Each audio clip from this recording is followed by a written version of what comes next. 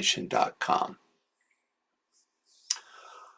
Okay, we are currently in the second section of Chapter 5 of Division E, entitled The Centers and the Rays. So first we'll start with a quick review.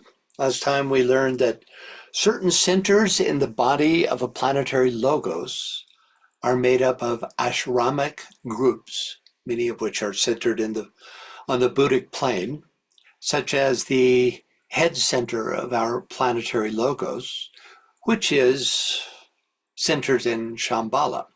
Other centers are made up of kingdoms of nature.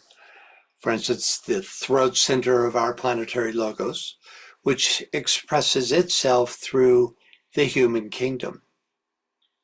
DK encourages us to apply what we know about human chakras to planetary and solar centers. So last time we compared the human heart center to our planet's hierarchy. We then hypothesized that the triangle form between the hierarchy, humanity, and Shambhala, which DK tells us is gradually being more active, may indicate that on a cosmic levels of unfoldment, our logos is developing the planetary equivalent of either triangle 4, which we've been talking about now for a few webinars, or 5, as given back on page 170 of ToCF.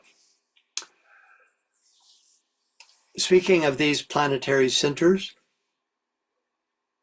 DK says, these centers of force will demonstrate on etheric levels and on the subtler planes, just as they do in man, and they will be vivified, as are the human centers, by planetary kundalini, progressing in the desired triangles. So, he's taking great pains to draw these parallels between the human system and the planetary and the solar systemic centers.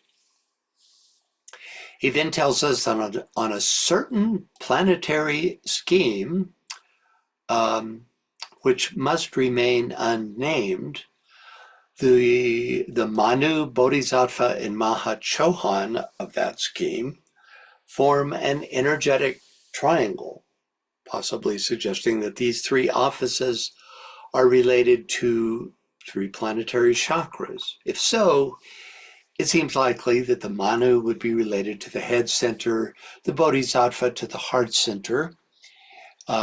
We already know that the hierarchy is the 5th kingdom of nature is the heart center of the planetary logos, and the Mahachohan to the planetary throat center. By the way, if you have any thoughts or comments anytime along the line, it's always more interesting when you speak up. Yeah, jump in when you have a thought. Okay. We were then introduced to a more esoteric triangle formed by, quote, the 7 Kumaras, the 4 exoteric Kumaras corresponding to the 4 minor head centers, and the 3 esoteric Kumaras corresponding to the 3 major head centers. So one possible configuration for this triangle is the 1,000-petaled lotus held by the 1st esoteric Kumara. All these Kumaras are centered in Shambhala. So in a sense, they're all, even though they're proponents of active intelligence, because they are oriented towards manifestation, they are themselves very much at the level of the head center of the planet.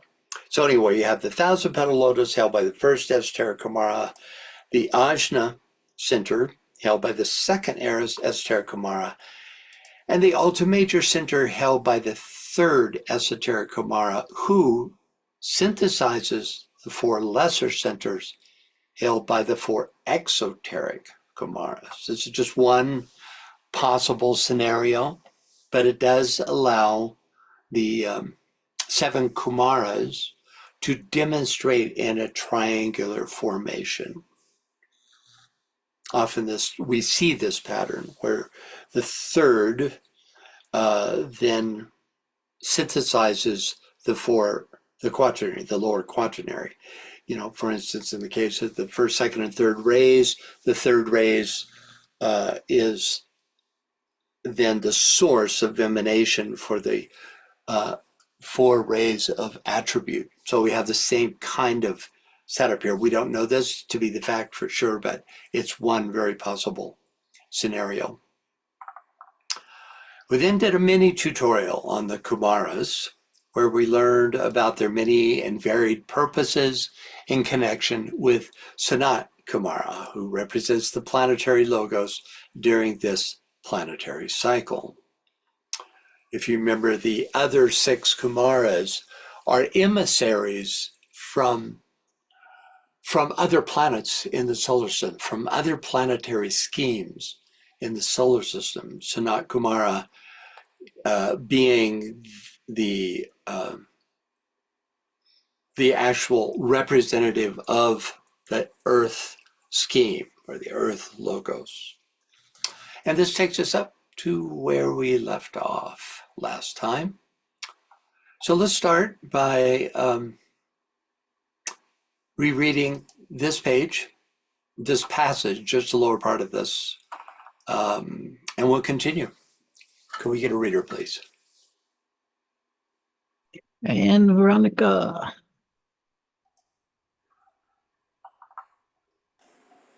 Hello. Hello. The second hint I seek to give lies in the triangle formed by Earth, Mars, and Mercury. In connection with this triangle, the analogy lies in the fact that Mercury and the center at the base of the spine in the human being are closely allied. Mercury demonstrates Kundalini in intelligent activity, while Mars demonstrates Kundalini latent. The truth lies hid in the two astrological symbols. In transmutation and planetary geometrizing, the secret may be revealed. Okay, thanks, Veronica. So first, the second hint I seek to give lies in the triangle formed by the Earth, Mars, and Mercury. In connection with this triangle, the analogy lies in the fact that Mercury and the center at the base of the spine in the human being are closely allied. This passage, this statement that he just makes is rewritten 3 times in esoteric astrology, and it's also, you'll find it in the list in the back of that book of statements about planetary triangles. So it's a very important statement.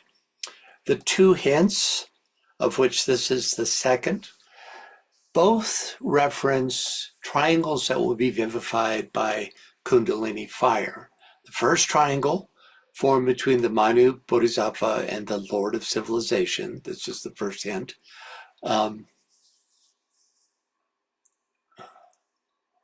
Is within the body of our planetary logos, whereas this second triangle is solar systemic in nature.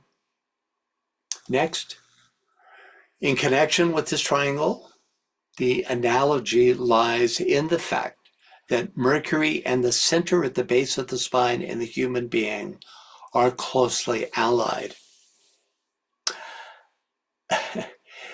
What is meant by closely allied? Does this mean that the influence of Mercury actually stimulates a human being's Kundalini? Or does it just mean that Mercury is to the solar systemic Kundalini as the base of the spine is to the human Kundalini? Same question could be asked of the next statement.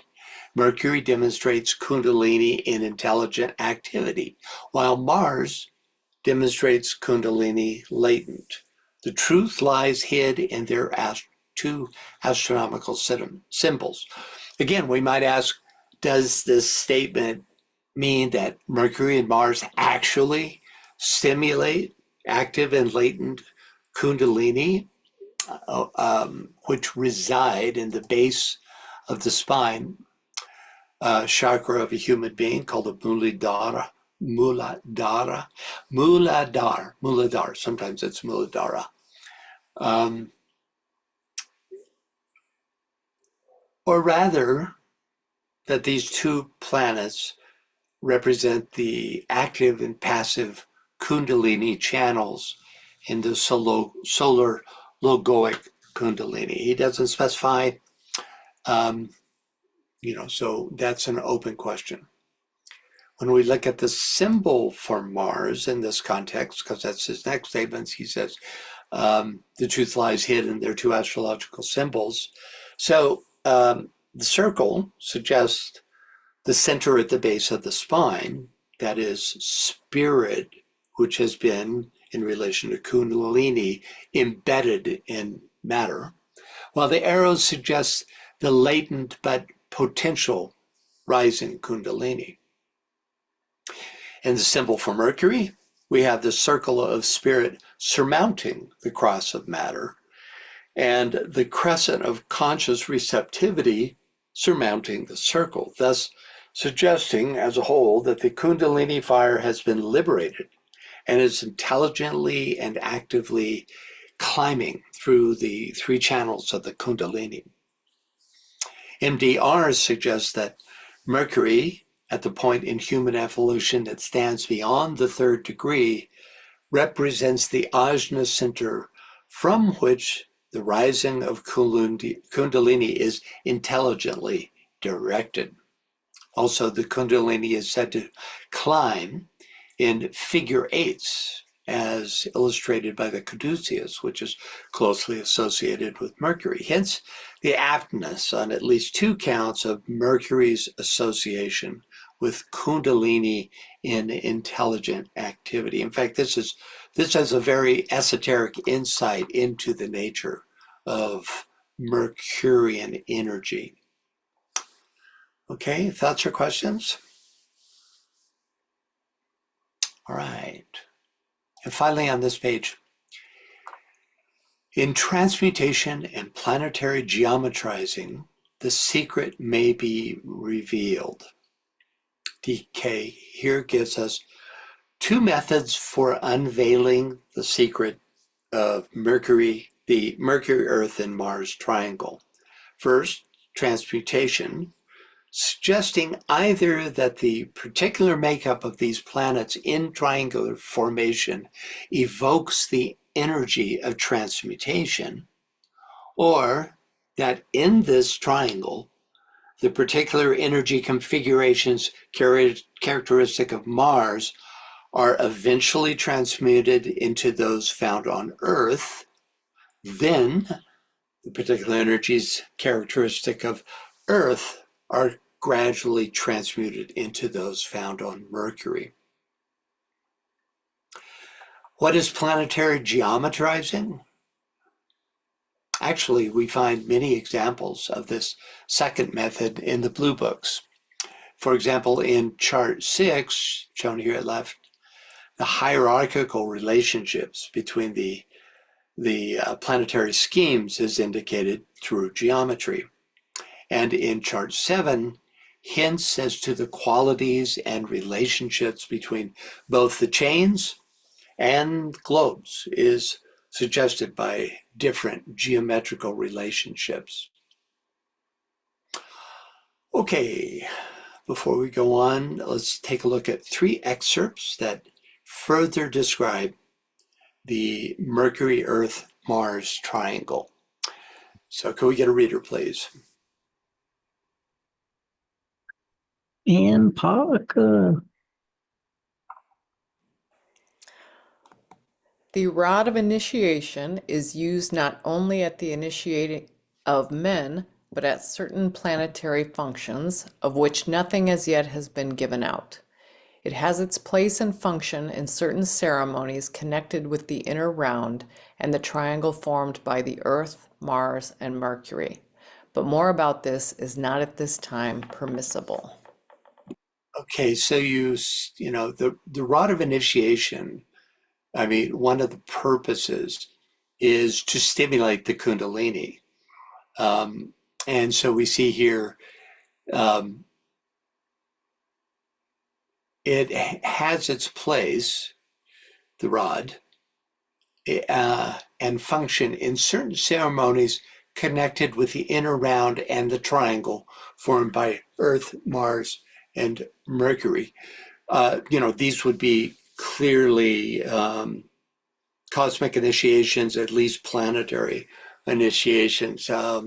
I'm thinking this has to do, as he says, not only with the initiating of men, but he's suggesting here that this solar logoic triangle is used in planetary initiations. In other words, it's evoked the energy which could represent this. Well, we know it represents some form of the Kundalini fire, he says so, is evoked by this greater rod, which we don't hear much about. Usually we hear about the rod that's used in the, first through the human initiations, right? This is a different rod. Okay, and next, could we get a reader, please?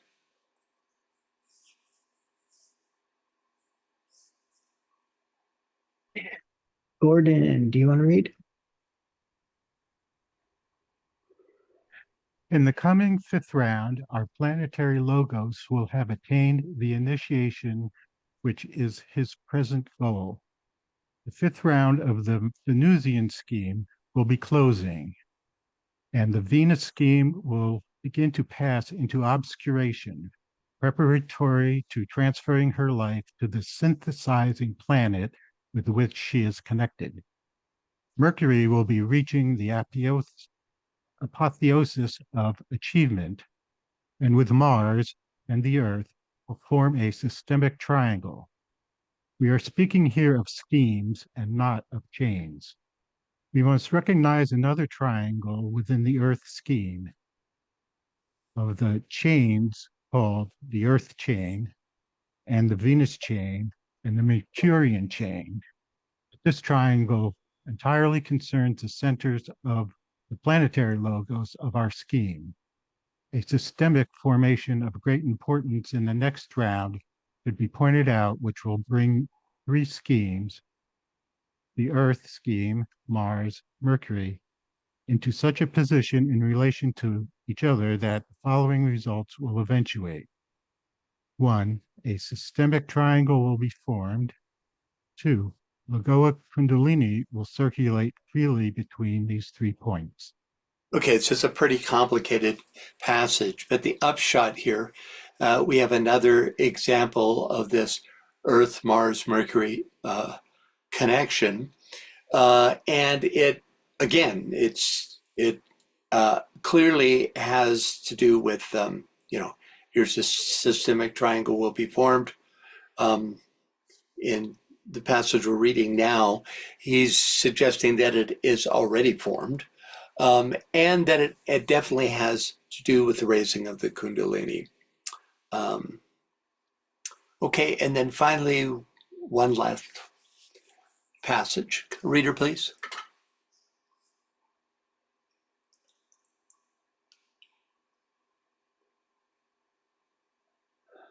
Janet, you want to read? Sure. This round is followed only by a prepared percentage of humanity and is closely associated with a group who pass with faculty and develop with equal faculty on the 3 planets that make a triangle with the Earth, namely Mars, Mercury, and Earth. These 3 planets, in connection with this inner round, are considered only as existing in etheric matter and in relation to one of the heavenly men, hold a place analogous to the etheric triangle found in the human etheric body.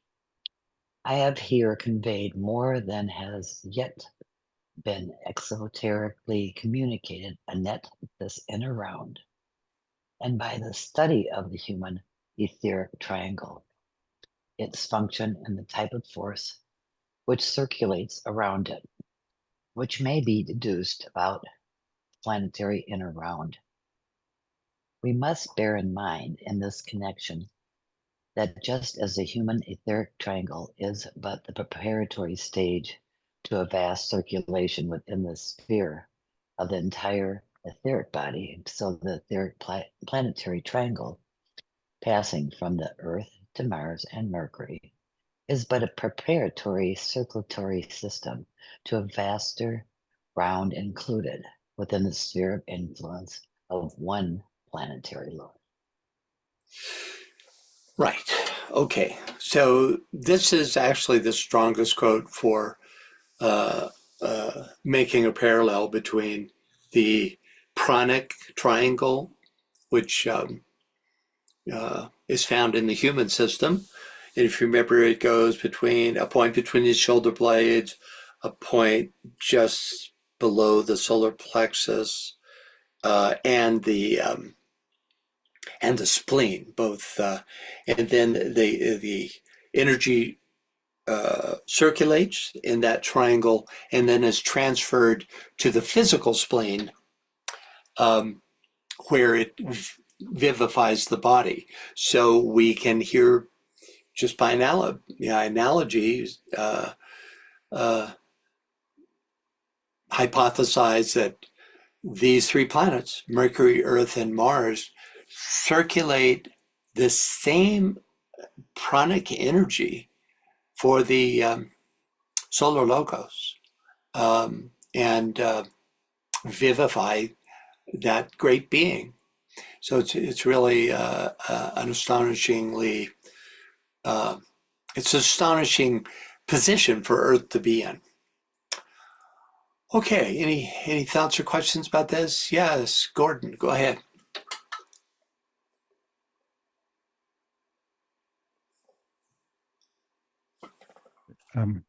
The inner round has been mentioned a few times. Can you say a little bit about what that means?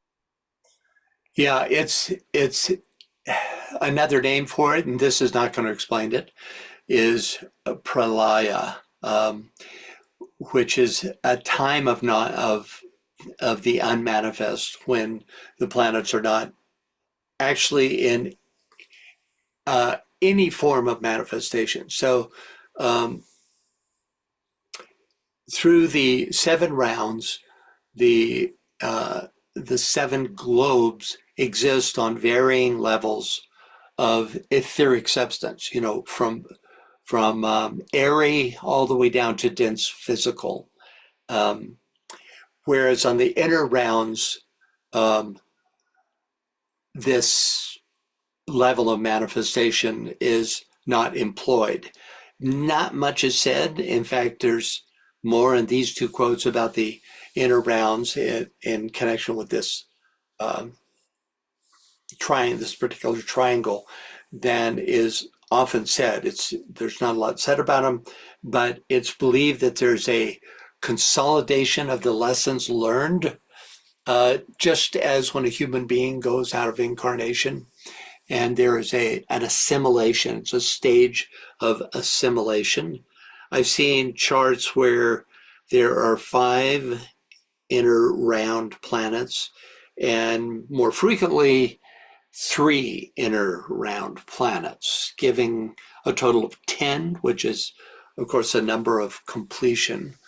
And also there's in that assimilation, preparation is made for the transfer of the life wave to the first planet, or the first globe within the new round.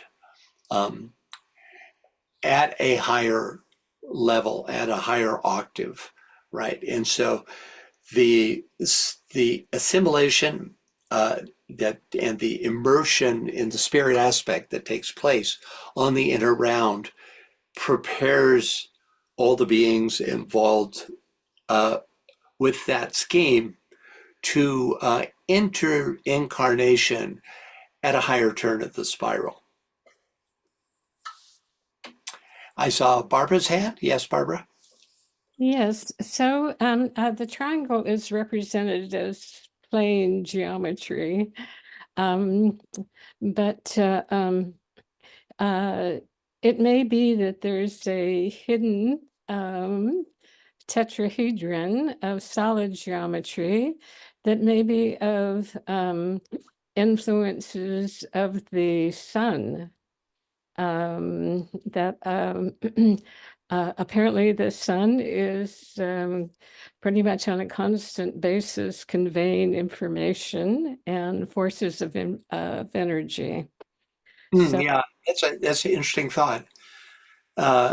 Remember, this triangle is actually three chakras within the sun itself. You know, in this reference, I mean, each of them are discrete units of consciousness. You know, Earth, Mars, and Mercury in and of themselves, but they also form centers in the form aspect and the being of the solar logos. And so that there is certainly a deep interaction between the solar influence. In fact, it's a reciprocal influence just in that circulation of prana that is indicated here. He never says, does he? I don't think he ever analogies to, yeah, he says analogies to the etheric triangle. And then he says here, the purpose is a circulation with this in the sphere of the entire, you know, he doesn't use the word prana here, but that is the purpose of the etheric triangle. So I would think it'd be cosmic prana, which would be prana used at the level of the solar logos that would be being circulated among these three. Yeah, all the events that take place as a result of the circulation of prana in a human being, which is mostly about merging with the triangle of, first of all, with the triangle of matter, which is the Kundalini fire as it rises, and later with the triangle of mind, as indicated by the pineal, pituitary, and alta major centers in the head, which you know are also going to be represented by three planets. All those same things that happen in a human being are going to have their correspondence in a solar logos. So yeah, there would be a deep interaction. Just what the geometry beyond this simple triangle is, we don't know, you know. And it's the nature of this triangle we don't know. It's not necessarily an equilateral triangle. You know, it also could exist in different dimensions. You know, it could penetrate along three dimensions. You know, I would think, for instance, that the difference between the spleen and that point between the shoulder blades of a solar logos, the strange comment to make, would be on entirely different etheric planes. So, yeah, interesting comment, Barbara. Thank you. Anyone else? Okay. Next up, can we get a reader?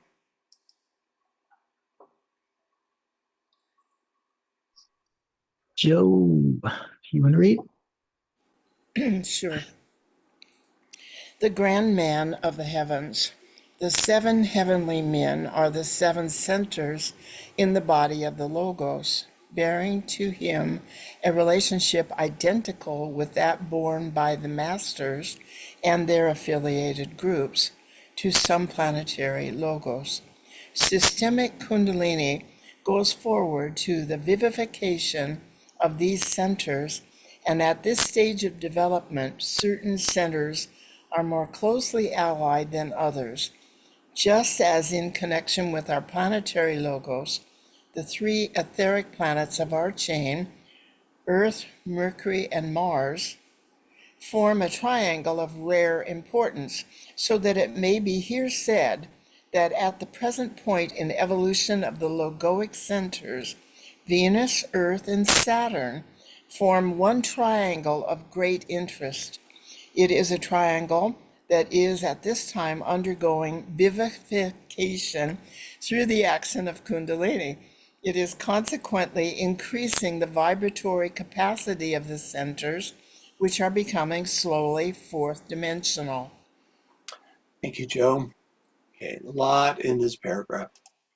First, the grand man of the heavens, the seven heavenly men, are the seven centers in the body of the Logos, bearing to him a relationship identical with that borne by the masters and their affiliated groups to some planetary Logos. I was especially struck by the term identical.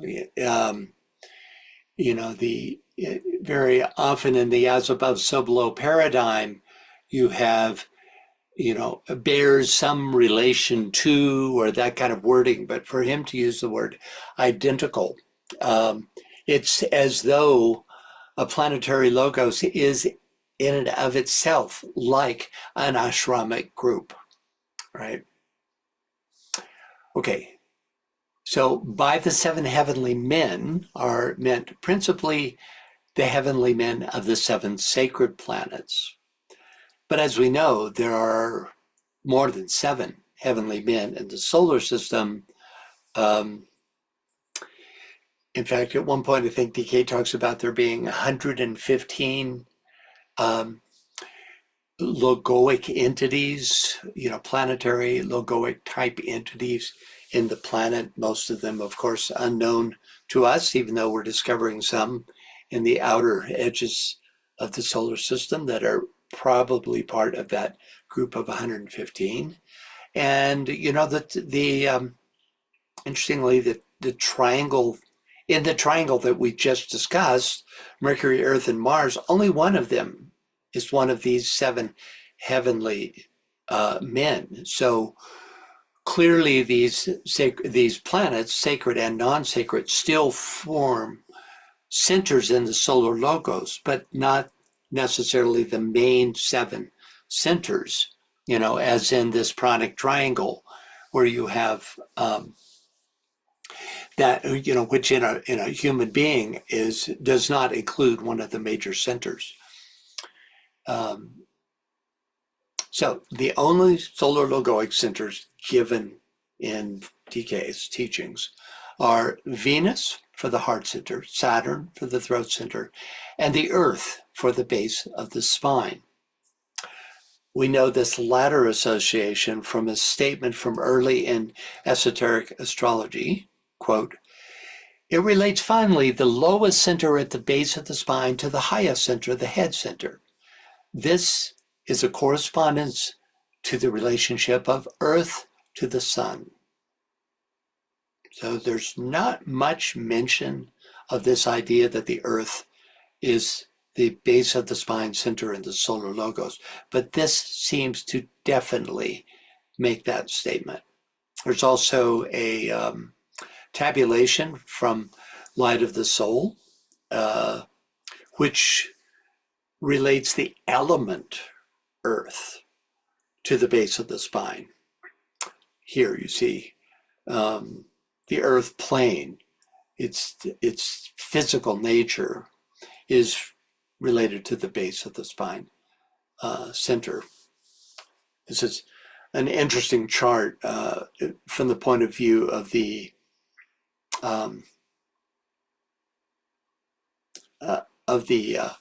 planes in relation to the centers. For instance, you have the heart center related to the Buddhic plane and the throat center to the Atmic plane. So this can be, you would expect the head center to be related to the monastic plane and the solar plexus to the astral, but this really lays it out quite clearly.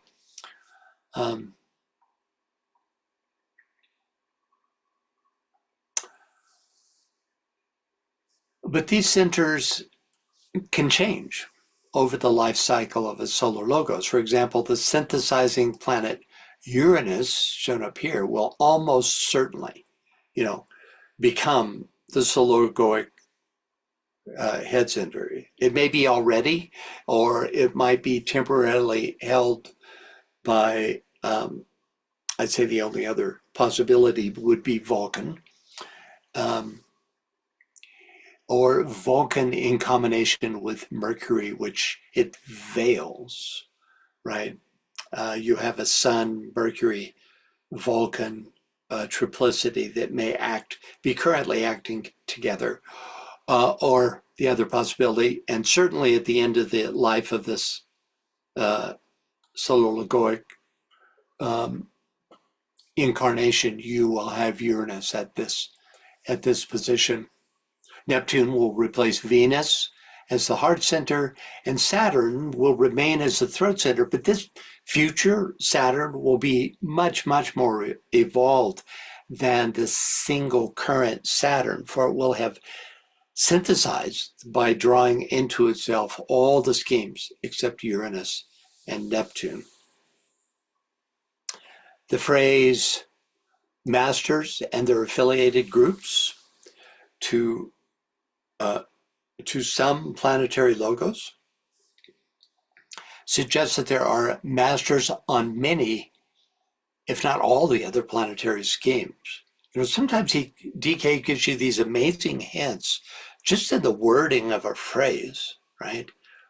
Masters and their affiliated groups to some planetary logos. Well, that means not necessarily the Earth, right? And of course, it would only follow that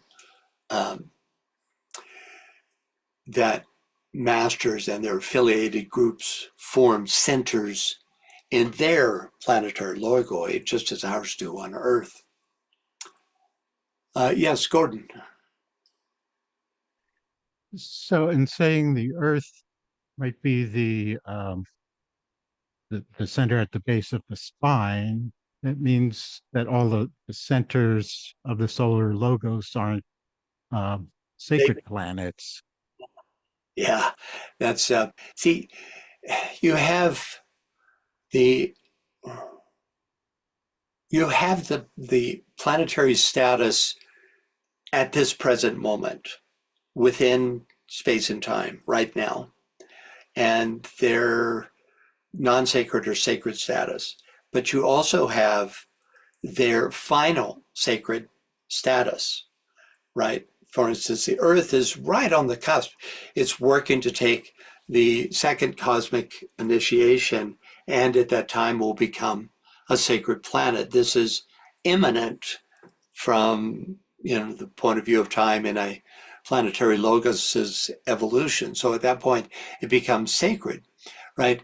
Of course, then it brings up another problem, which is then that you would have 8 sacred planets. And you could even make a case that, all the known planets will eventually become sacred. So then how do you parse that out? DK never actually just lays it all out. He never says, he lists the 7 and he lists the 5 non-sacred, but he doesn't describe, for instance, the nature of the planets in relation to the centers and how that impacts how that's impacted by their sacred or non-sacred status. It's not a complete statement. And, but, you also have we're learning here, you have triangles of planets that form centers, right? And it could be that as the planets become sacred, that they link with other planets to form a center in the solar logos. You also have gradual synthesis of the planets. Eventually there'll only be 3, and then finally 1. But along the way, for instance, the Earth will eventually bond with its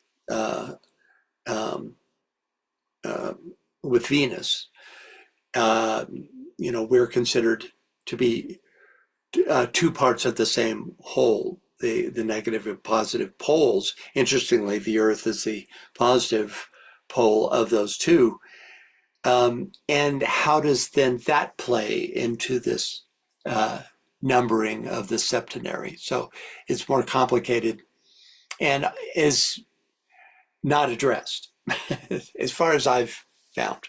He doesn't try to rectify this situation. Anyone else? Okay. Next. Systemic Kundalini goes forward to the vivification of these centers. And at this stage of development, certain centers are more closely allied than others. Just as with a human being, the centers are activated through a progressive series of triangles, the centers in the solar logos. Like the above mentioned Mercury, Earth, Mars triangle, which DK tells us holds a, quote, place analogous to the etheric triangle in the human etheric body, which in human beings circulates prana. It's the basic triangle. If the Mercury, Earth, Mars triangle does indeed represent the pranic triangle of our solar logos, it would, first of all, you could look at any other solar logos and assume that there are also 3 planets in its system that circulate the prana. And in all cases, it would be cosmic and not solar prana. Next, just as in connection with our planetary logos, the 3 etheric planets of our chain, Earth, Mercury, and Mars, form a triangle of rare importance. By the term etheric planets of our chain, we have an apparent contradiction in this description of Earth as an etheric planet. Since, obviously it's dense, it has dense physicality. So we have 2 possible explanations that come to mind. First, dense physicality is not considered a principle, and thus the true physical form is always the etheric body. Also, DK may be hinting here that Earth, Mercury, and Mars form the etheric / pranic triangle of this Earth chain. And, hinting what he later spells out in no uncertain terms here, way late in the treatise on 1176.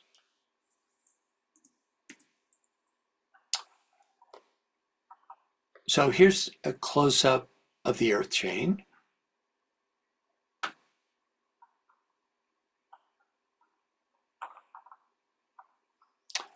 In which Mercury and Earth, but not Mars, are named. However, if we use the number of the Mars chain, the number 6, to identify the Mars globe in the Earth chain, we can determine the location of the Mercury, Earth, Mars triangle. We can use this method of transferring numbers with some confidence, not absolute confidence, but with some confidence, since the numbers of the planets that are named correspond to the chain numbers with the same names as shown here, where we have Venus ascribed to both the chain and the second globe, second chain, second globe. Here, where we have the Earth ascribed to both the fourth chain and the fourth globe. And here, where we have Mercury ascribed to both the fifth chain and the fifth globe, making it quite possible, though not conclusive, that Mars is indeed the sixth globe in each chain, since the Mars chain is also the sixth number. Okay, next. So it may be here said that at the present point in evolution of the logoic centers, Venus, Earth, and Saturn form one triangle of great interest. Well, it just so happens that the centers that these three planets represent are the only ones that have been given out, for the solar logos, with Venus representing, at least at this stage of solar logoic development, the heart center, Saturn, the throat center, and the Earth, the base of the spine. When we go back to the tabulation on page 169, we see that the triangle held by these three planets, because they are associated with these three centers, correspond to the third stage of development, which DK describes as, quote, man controlled from the mental plane. So could this indicate the level of cosmic attainment of the solar logos? Well, it seems logical, but it's not necessarily true, because we don't know what other triangles may also be active.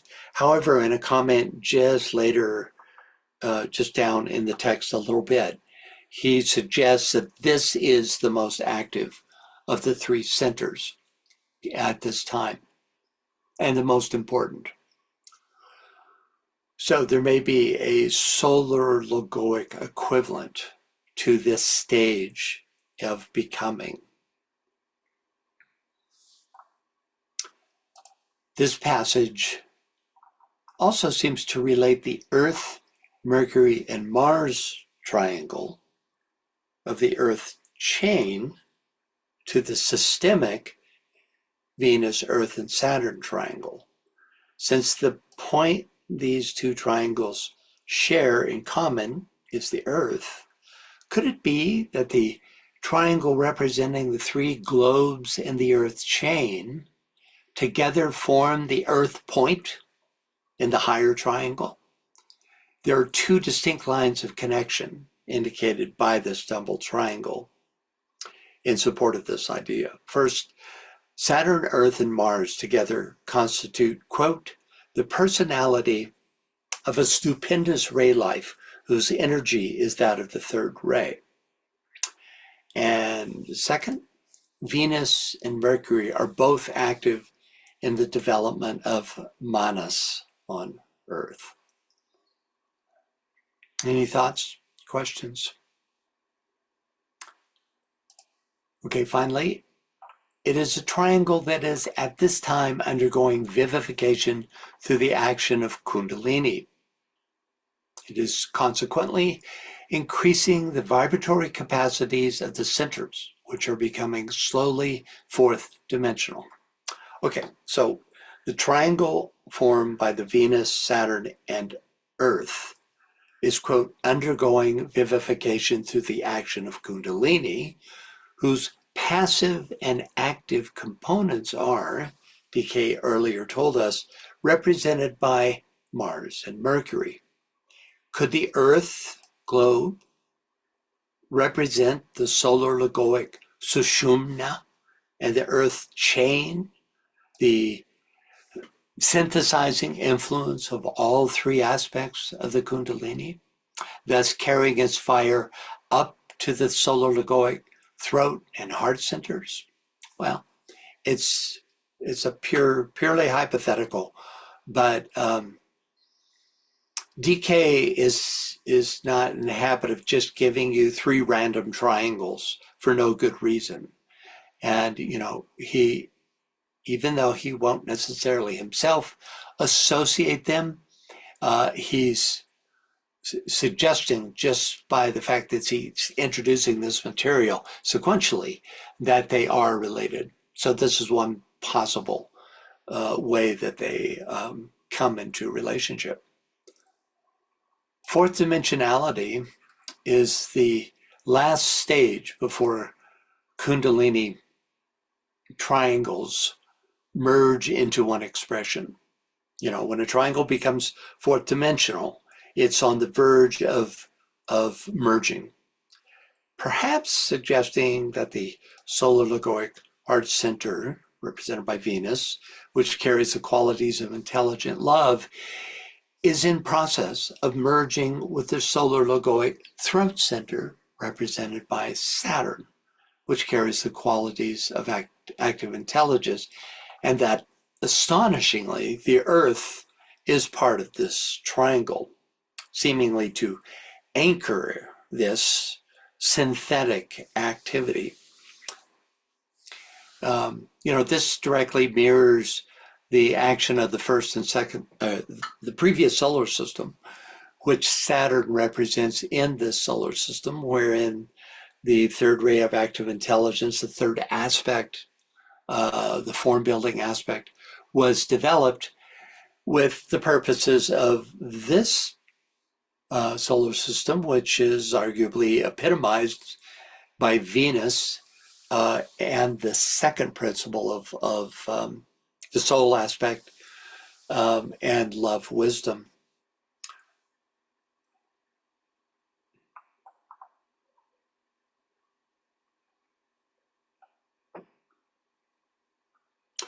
So again, is it possible that the three globes of the Earth chain represent the three aspects of the solar logoic base of the spine that provide the Kundalini energy for this Saturn-Venus merging?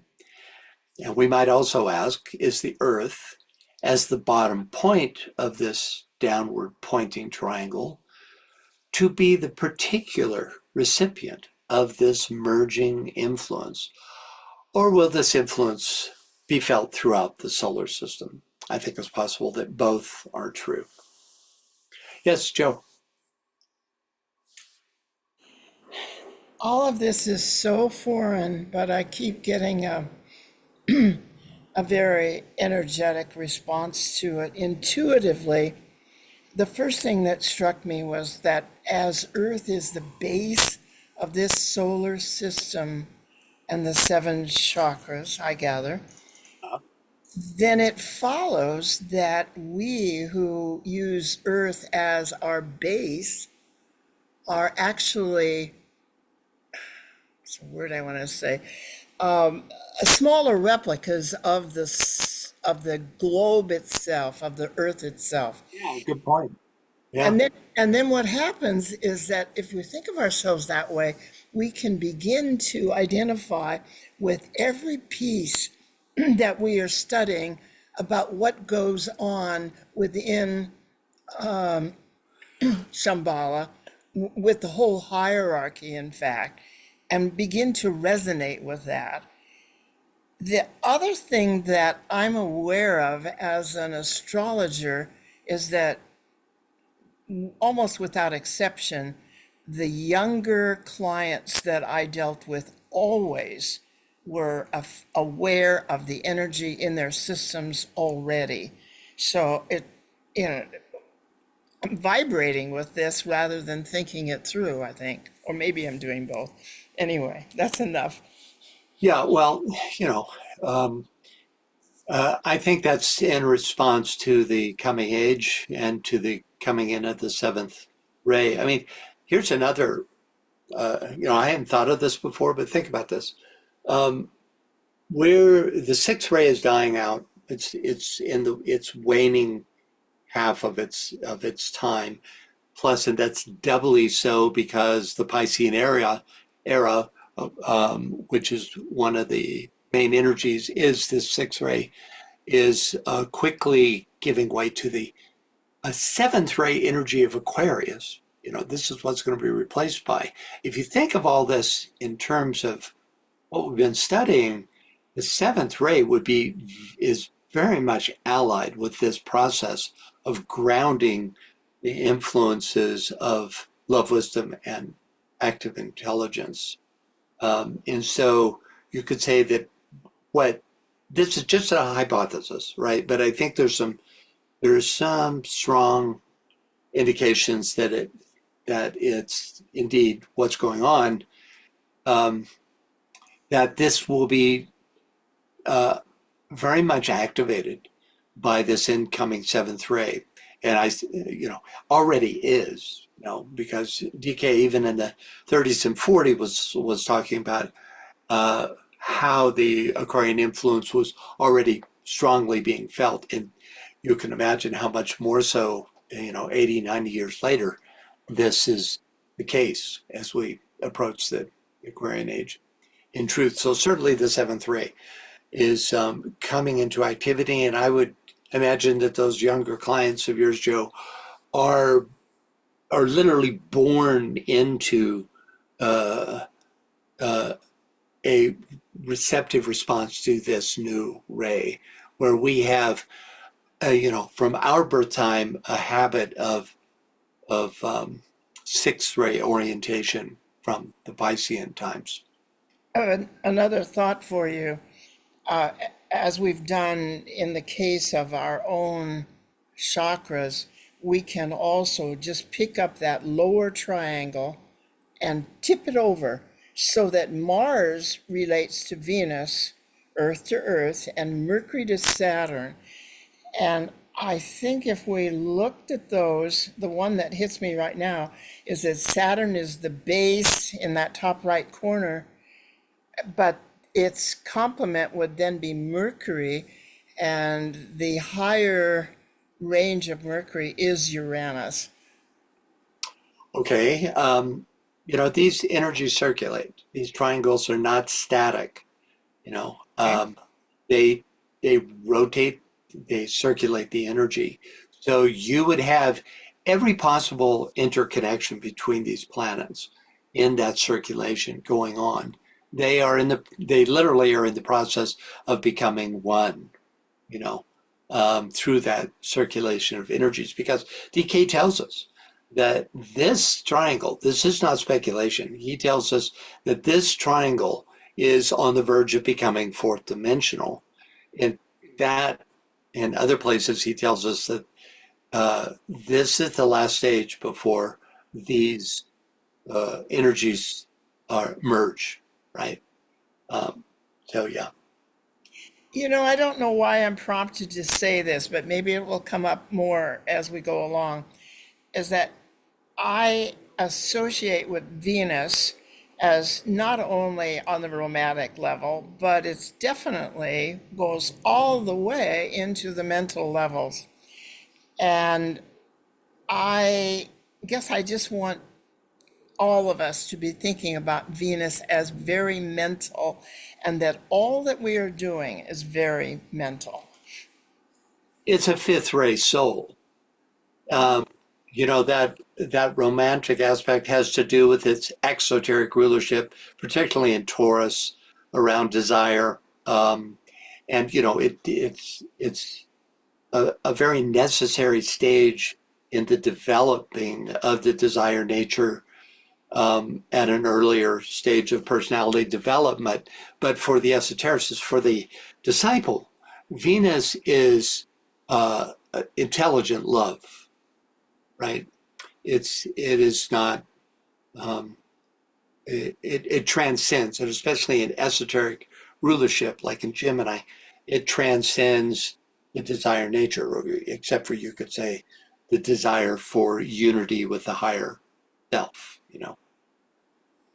Thank you, Francis. Yeah. Anyone else? Okay. I know this is complicated stuff. My first read, I wasn't like, oh yeah, and I really have to study this stuff. So it's always a challenge for me to try to present this in a way that you can get it the first time through this webinar, because I didn't. I have to go back and study and gain understanding as I think about things. So I'll just put in a plug for going to Makara or YouTube and pulling these webinars back up like this one, and just listening for a bit and looking at, then stopping it and looking at the illustration and really assimilating what's being said here, because it's real difficult to just get it on the fly the first time. And in a way, it's not really something that could be expected that you could do that. So, okay, let's see here now. Okay, so let's look at the footnote reference. Where the heck am I here?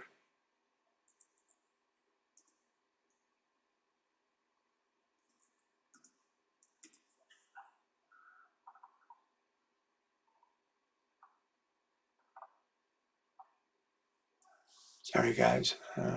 Oh, yeah. Here, I skipped down too far. So we were talking about fourth dimensionality.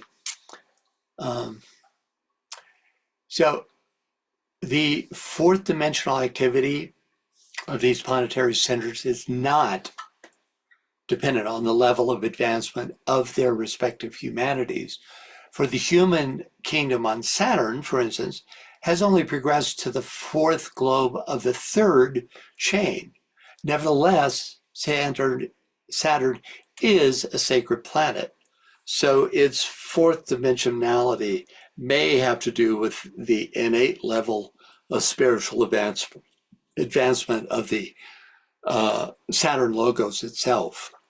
The human kingdom of Venus, now on the fifth globe of the fifth chain, could easily be ready to participate in fourth dimensional chakric activity. Also, the Earth, expressing on the fourth globe of the fourth chain, could, through numerical affinity, be naturally expressive of fourth dimensional movement.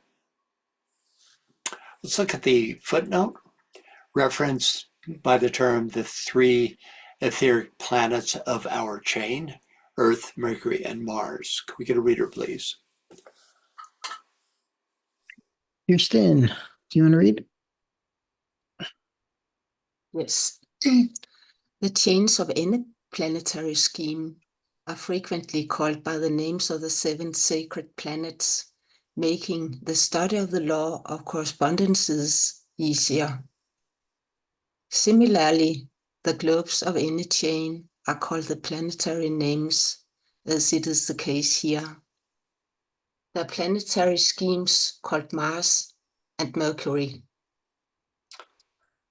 Okay, I hope you all understand this. DK here affirms what we have assumed to be true, that the chains and globes carry the energetic aspects of the sacred planets for which they are named. Any thoughts about this? Okay. Next up, reader, please.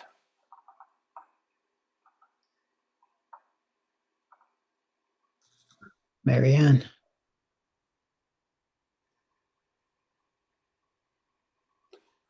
It is not yet permissible to point out others of the great triangles, but as regards the centers, we may here give 2 hints.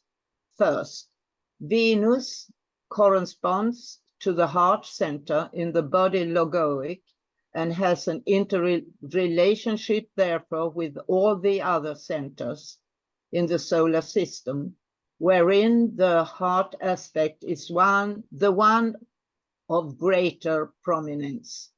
Second, Saturn corresponds to the throat center or to the creative activity of the third aspect.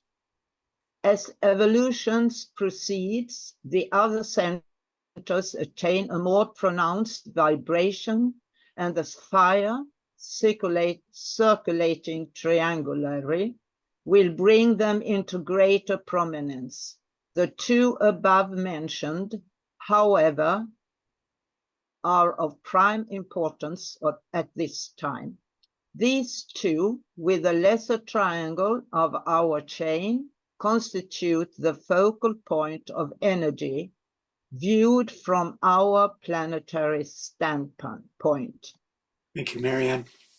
Okay, first, it is not yet permissible to point out others of the great triangles, meaning that the only planetary triangle given in reference to solar logoic kundalini is the Venus-Saturn-Earth triangle. That kundalini fire is, at this point in time, circulating between the centers represented by these three triangles. And we know them, these are,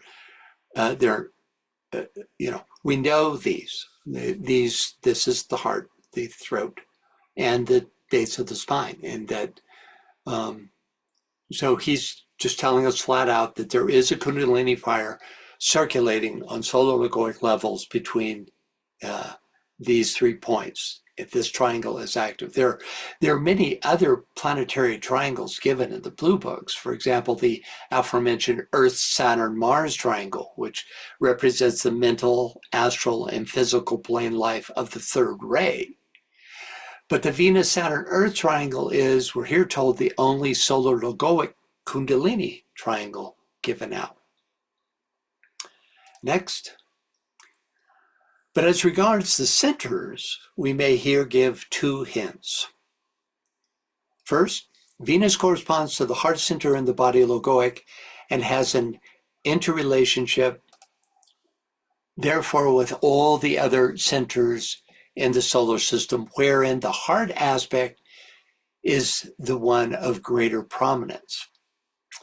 So the interrelationships wherein the heart aspect is of greater prominence include the entire Venus chain of our Earth scheme, clearly, represented by the 5-pointed star with a dropped 4th point, which is probably the Earth globe of that chain, even though it's not named. As well as the Venus globe in each of the Earth chains. And so each of these would be directly influenced by the Venus scheme, which is the heart center in the solar logos. Indeed, this globe in the in our Earth chain and this globe and this chain were all involved in the appearance of Sanat Kumara. He first appeared in the second chain and moved to our chain via the Venus globe and then moved from there to our Earth globe. So there's one very dramatic instance of how the heart center of the solar logos was actually impacted our Earth scheme. It would also have a close interrelation with the soul aspect of the Earth, which is on the second ray, as well as the Jupiter and Neptune schemes. Jupiter with its second ray soul, and Neptune with its second ray monad. Also, we might hypothesize that every scheme has a Venus chain and a Venus globe, and Venus globes within each of its chains. We don't know this, but DK hasn't said this specifically, but we can assume that this is true, thus making the Venus connection extensive and pervasive. Next, second, Saturn corresponds to the throat center or to the creative activity of the third aspect. Saturn as solar logoic throat center would have an interrelationship with the entire Saturn chain of our Earth scheme, as well as with the Saturn globe of each of the Earth chains. By the way, notice the similar geometry. The 6-pointed star between the Saturn chain of the Earth scheme and Saturn will take as a synthesizing planet. They're even pitched at the same angle. These six-pointed stars are even pitched at the same angle. We might hypothesize from this nearly identical geometry that the illustration on the right provides a clue to the names and numbers of the unnamed globes in the Saturn chain of our Earth scheme. Now we're way into theosophical nerdiness, but inquiring minds and all that stuff. Of course, this is just an hypothesis, but if true, we can add another arrow to our chart. Though the only planetary scheme with a third-ray soul, Saturn as solar logoic throat center would also have an interrelationship with the third-ray personality aspects of both the Earth, which has a third-ray personality, and Uranus, also with a third-ray personality, as well as with the third-ray monadic aspect of Mercury. Next, as evolution proceeds, the other centers attain a more pronounced vibration, and the fire circulating triangularly will bring them into greater prominence.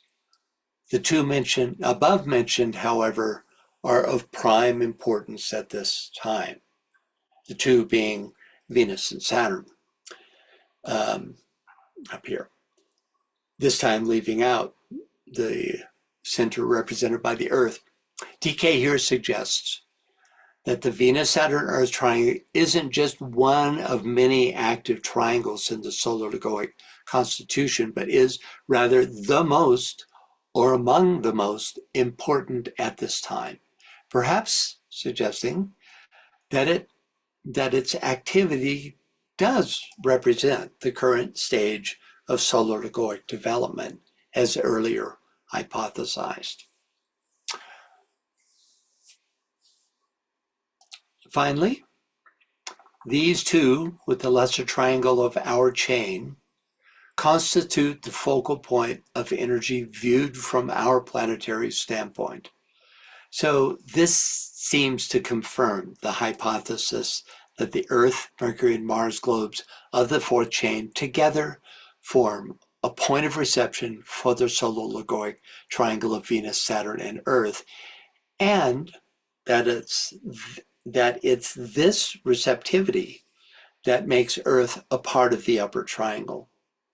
In this regard, it's also interesting to note that the Earth, Mercury, and Mars, the latter only if my number transfer system is correct, are also the current and next two globes of our chain, suggesting an increasing receptivity to the unfolding energies of Venus and Saturn as we move through the next two globes.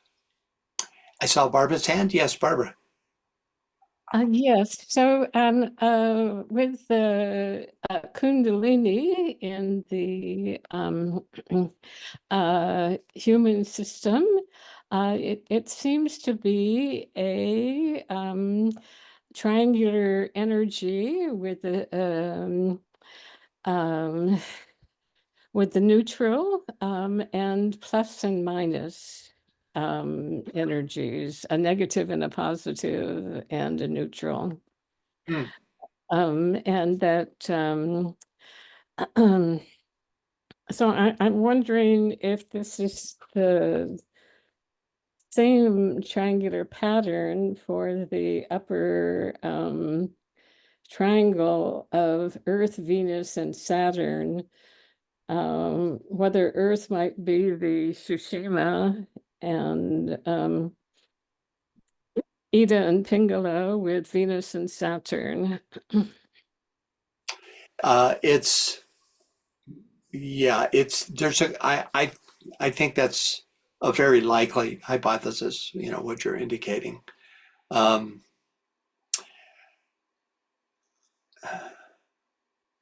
Yeah, you would have to explore that a little more. You'd have to ponder it, as DK says, to determine, because certainly both Venus and Saturn are. Let's get back there to that triangle so we can. Yeah, here we are. So yeah. So the question Barbara has is,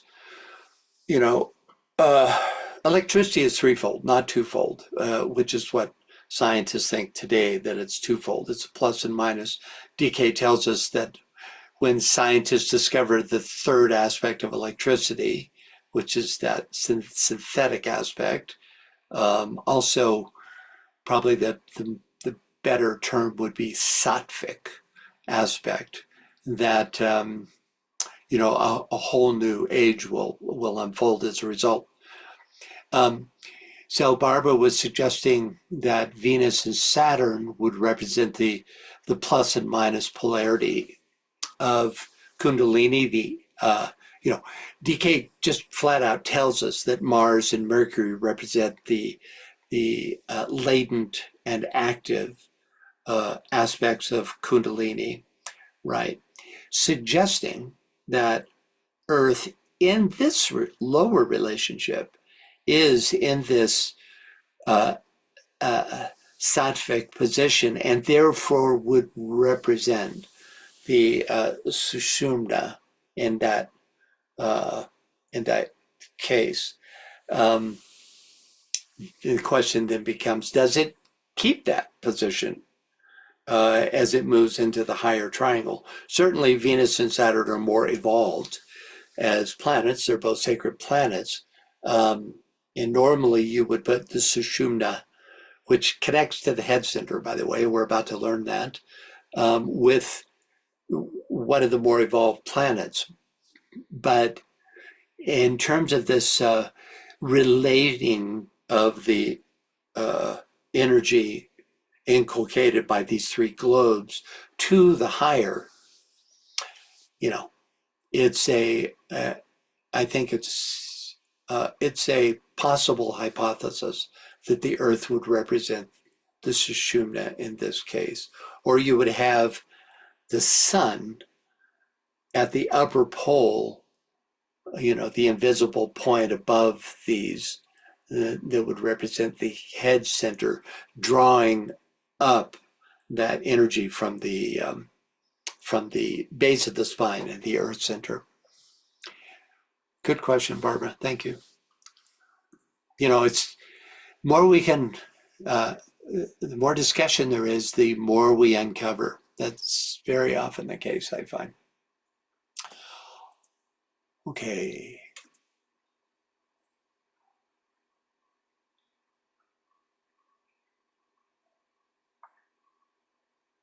How does that? Yeah. So next up, can we get a reader, please? Yvonne, do you want to read? Sure. In addition to these, some hints in connection with the microcosmic and macrocosmic centers, we might here give the cosmic correspondences at which it is possible to hint. The cosmos, our solar system with the Pleiades and one of the stars of the Great Bear form a cosmic triangle, or an aggregation of the three centers in the body of him of whom naught may be said. The seven stars in the constellation of the Great Bear are the correspondences to the seven head centers in the body of that being greater than our logos. Again, two other systems, when allied with the solar system and the Pleiades, make a lower quaternary, which are eventually synthesized into the seven head centers in much the same way as in the human being after the fourth initiation. Okay.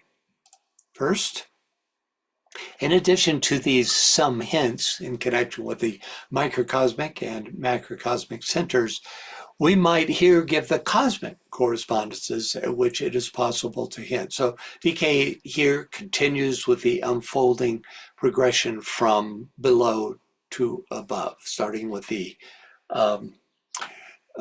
nature of the centers within a planetary logos being made up of ashrams, masters in ashrams, all the way up to the globes in a chain making triangles, and then the planetary scheme making triangles in the solar logoic kundalini, and then finally we're to this cosmic level. So yeah, next, the cosmos. Our solar system, with the Pleiades and one of the stars of the Great Bear, form a cosmic triangle, or an aggregation of three centers in the body of him of whom not may be said.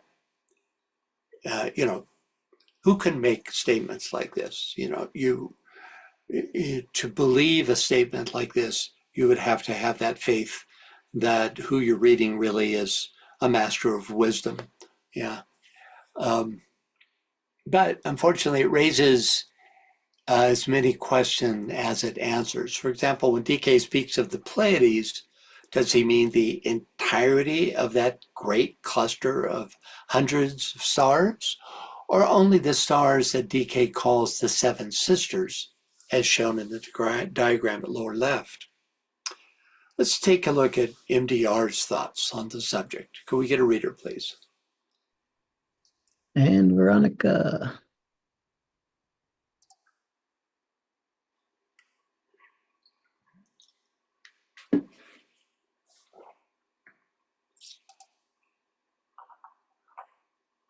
Okay, Ann Parker. Oh, no, okay. Okay, sorry. If he is considering the entirety of the Pleiades, then he is speaking of the entire central spiritual sun. Cosmically consider, at least within our local cosmosystem in this case. A. The Pleiades will represent the crown center of that great being, the one about whom naught may be said. B. What of the stars in the Great Bear would probably be the star within the seven head centers, the greater seven, of the one about whom naught may be said, which is correlated to the heart center. Our solar system will represent the heart center within the seven solar systems, of which one is ours. However, we could find many ways to relate the Great Bear, the Pleiades, and our solar system in their entirety or according to various of their parts. Thank you, Anne Veronica. So let's take a look at the possible interconnections between the three triangles described during the last 2 pages. We've, like I said before, it seems untenable that DK would just give you 3 random triangles. He's suggesting, even though he doesn't tell you the nature of their interrelations, that they are interrelated. We've hypothesized that the 3 globes of the Earth chain may form a point of triple receptivity for the energies streaming in from Venus and Saturn.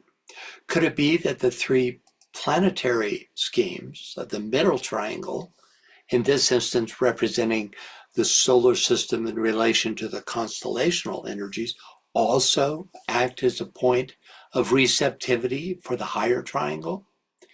MDR hypothesizes that the stars of the Great Bear, the star in the Great Bear is, quote, the heart center within the 7 solar systems, of which ours is one, which connects that constellation, right, which connects that star to Venus, the heart center of our solar system. And we know that the Pleiades represents the 3rd principle of active intelligence, which connects that constellation to Saturn.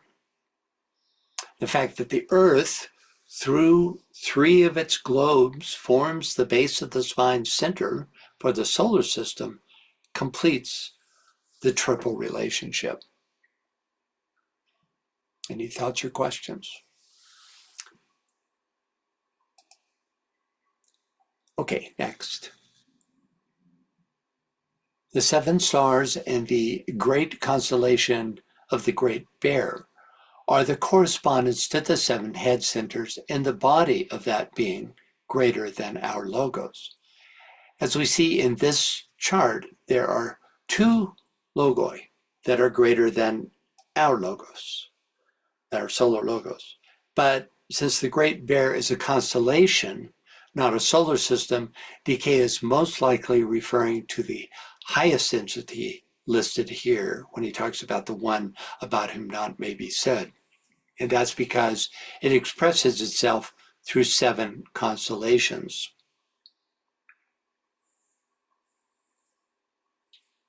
The fact that the 7 stars of the Great Bear represent the 7 head centers corroborates the teaching that the Great Bear represents the first ray, but also tells us that each of its 7 stars represent the higher correspondence to a particular chakric energy. Since the heart in the head is one of the points, one of the stars in this cosmic triangle, we can assume that the other 6 stars are also chakric energies, the higher correspondence of chakric energies. That's suggesting that there are 6 lesser constellations that correspond to the lesser chakras of the one about whom not may be said.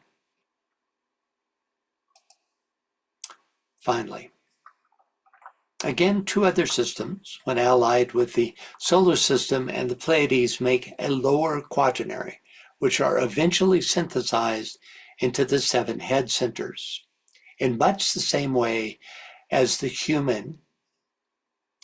the human being after the 4th initiation.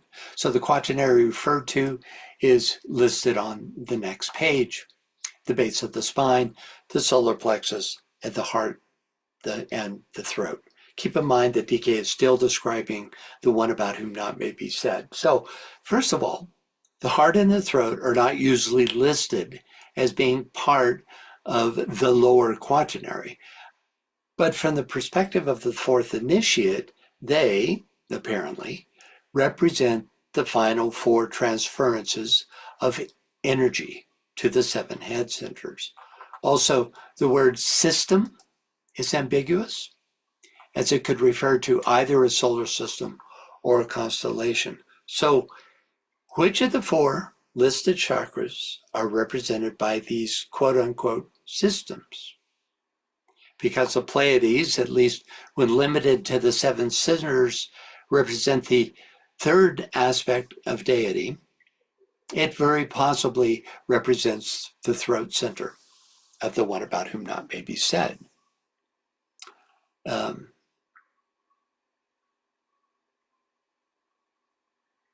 Next, earlier in TCF, DK states, our sun is the embodiment of the heart or love aspect of the Logos, who is himself the heart of the one about whom not may be said.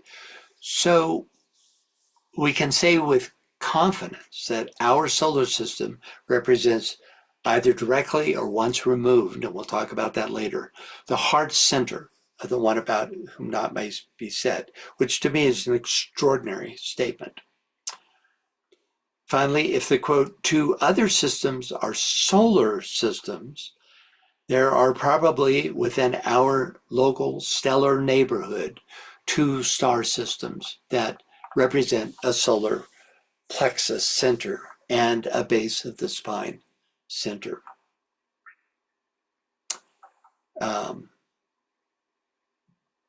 And we're out of time.